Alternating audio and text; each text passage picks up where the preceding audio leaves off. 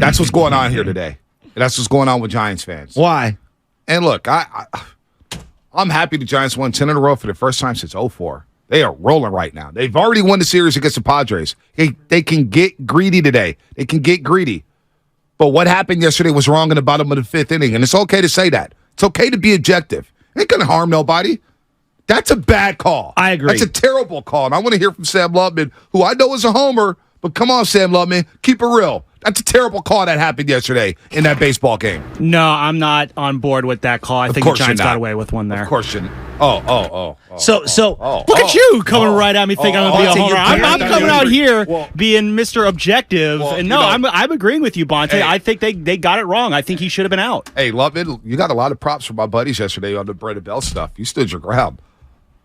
A lot of people thought you bodied somebody. That's fine. That's good. Spinoni, what you think about I got to let my boy Lub get a W. No, you didn't let him get it. He took it. Spinoni.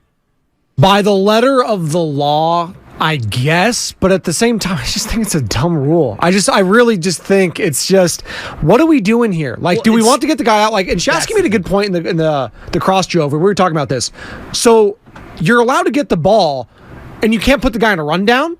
Like, that's essentially what it is. It was that much of a play where, like, you had a couple seconds there where it's like, there's space. Like, what is it about guys not, like, I understand the collision aspect, Scott Cousins, Buster Posey. I get all that. We don't want those kind of gruesome collisions anymore. But at the same time, there's got to be a feel. And this is what I think the NFL has actually done a better job in, is explaining to the consumer what's going on. Ed Hockley, we used to dog on him because he used to do these long explanations of the thought process of why they made a certain call. And we like to make fun of him for it, right? But I still think there is some transparency that needs to be happening with New York to the umpires to us.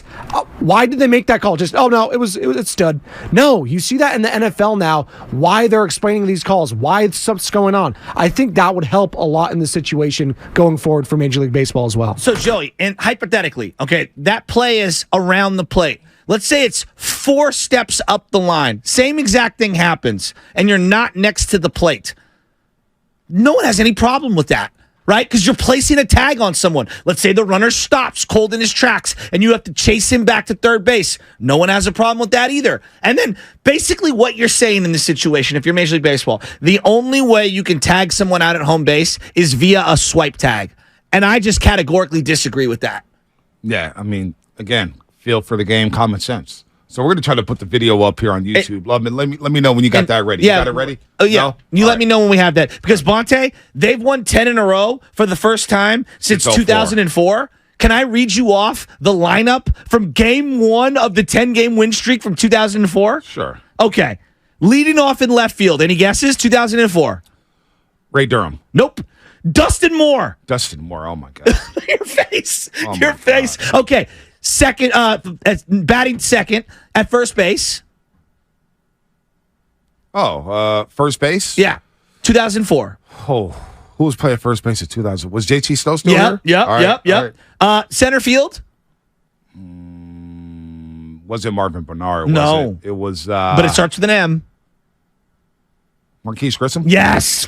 Good knowledge. Now, here's where it's going to get tough. Shortstop. Now, he played everywhere. Shortstop. 2004, game 1 of the 10-game win streak.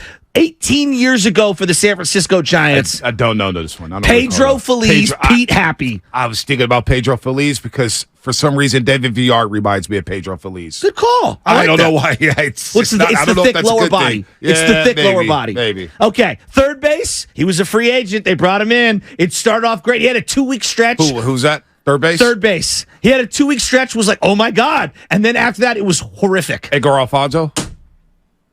Edgardo Alfonso. Yeah, that was like his only 2-week stretch, like his entire time with the Giants, not that season. Absolutely. Was he the Mets before that? Yeah, Mets. Yeah. Or he had that home run off the Giants in 2000. Classic mid-2000 Giants killer who gets acquired by the Giants 5 years too late, playing right field. Oh, not Jose Cruz Jr. No, because that was 2003. Moises Alou. No, that was after that.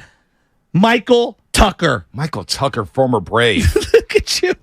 Okay. Former Brave. He got stunk with the Giants. He was terrible. Yeah. It's just, Giants gave up a first-round pick in the 2005 draft so they can get Michael Tucker. Him and Klesko were garbage. Garbage. Right. Second base.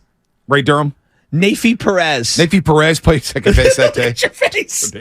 He killed he killed the Giants in that last game when they were down 8-0 in Colorado, Coors Field. Yes. And they sent them to the wild card game. They sent them to the wild card game, and they got bounced by the Cubs. I love you. All right. Catching in the squat. Ooh. We brought his name up the other day. Benito Santiago? Yorbi Torrealba. Okay, and then on the mound, that was a terrible Dustin Hermanson, number 32, which VR's wearing now. That was your lineup in 2004. Oh, wow. How many people closer later that year? How many people listening to this could have named any one of those guys? Not many. I had trouble naming that lineup. Now, here, look, the final game of that 10-game winning streak in 2004, I'll just rattle these off quickly. Michael Tucker in right, Edgardo Alfonso in third base, Marquise Grissom in center, Bonds in left, Feliz at shortstop. I forgot he played that much shortstop. Yeah. AJ Przinsky, remember him? Mm-hmm. Grounded into more double plays than anyone that year. Forever Giant. Yeah, who punched Dave Greshner in the groin. Giant. And then Damon Minor at first base. Wow. I know. Nafi Perez also at second base, and Kirk Reeder on the mound.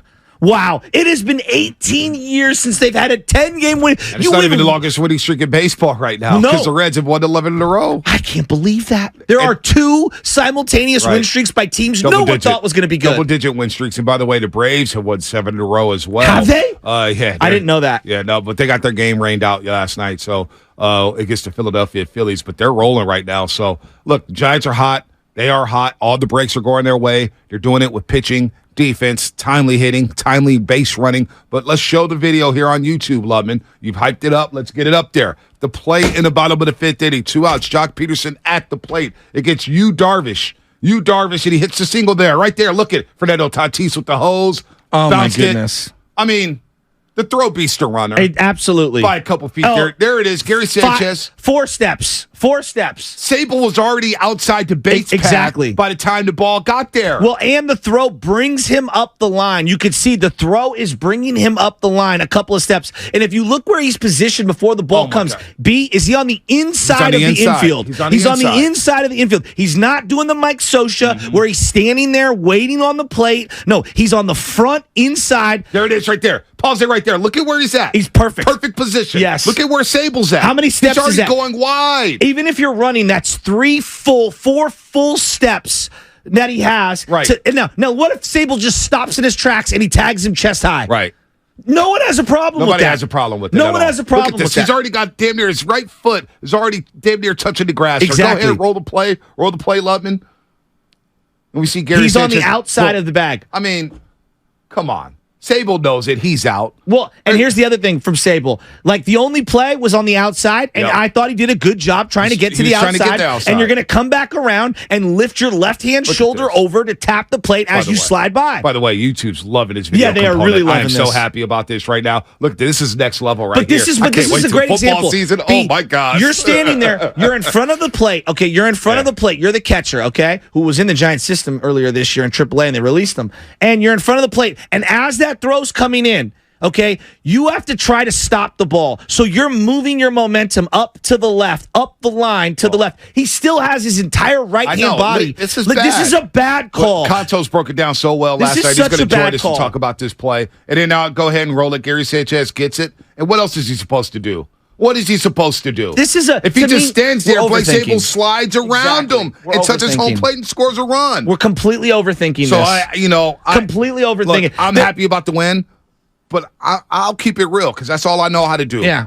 That play ruined the game for me. No, look. That bothered me because it's going to happen to the Giants one day. And I know Giants fans are going to be all crying and stuff like that. And I'm going to be like, you know what? We got the benefit of the doubt against San Diego. I don't like the play. I don't like that. Giants are rolling, and I'm happy I hope they sweep the Padres. But, man, I can't let it go. Well, here's another element that we haven't even discussed on that play. Horrible seeing it over and over again. Blake Sable could have easily just collided, standing up accidentally as the throw comes in, and no one would have thought anything, right? No one would have thought anything. I thought the runner, Blake Sable, did a great job of not blowing him up, because you could have done it without even a malicious intent. It could have just happened, accidentally. I don't know. To me, this is a move on. The ball beats him. The throw beats him. The throw takes him up the line. No, there's no doubt. This is much ado about nothing. We're overthinking this with replay. Well, not you and me. I'm talking about Major League Baseball. New York City. That's on New York City. It is. And the poor umps on the field have to take the brunt of the criticism. They have to take the brunt of the criticism on the field from Bob Melvin because of something that happened in New York City. I wish the umpires on the field had a chance to say, hey, look, man, this is common sense. This is Phil. He's out by a mile. He's not safe. They sent the Giants gamble to send him. Now it worked out for him. It worked out for him because they go up 2-0 and they change the game and score 4 runs. And the Padres' momentum, it was all sapped. Instead, they could have gone to the dugout down 1-0, feeling re-energized, saying we could tie this baseball game up with one swing of a bat. Well, and here's another thing that people just keep saying. Well, he needs to keep both his feet on the inside. That's not how baseball works. Right. You have to move to get your body in front of a ball. Let's say Sanchez doesn't stop that ball, Bonte. We're telling people to move around like they're robots. No. You know what I'm saying? These are human beings. Bonte, you have to move to go catch. You move your feet, all right? Flat feet get you beat. That's a thing that I say on the field all the time. B, let's say Sanchez doesn't move his feet, and he's trying to stay like a first baseman, on the inside of the bag, and that's an errant throw. Not only does the run score at home, where does the other runner go? May go to third. Yeah, that's what I'm saying. You know what I'm saying? Now, all of a sudden, and the runner who hit the single, and Jock Peterson may end up at second base. People commenting on this have never played, like in the other way, have never played catcher or baseball. But listen, I get the rule book. By the letter of the law, it's the correct call.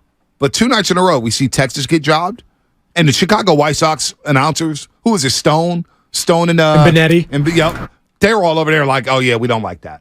We don't like that. They kept it real. Now, Mike Krukow, I love you, Mike Krukow. So, yeah, he's blocking the plate. Like, Mike, come on, man. Come on. Mike would be irate if that was on the other side of it. So, and Bob Melvin was a catcher. Story. And unfortunately, that's the biggest story of the game. Even though the Giants won 10 in a row, that is the biggest story of the game. You can't say it's not.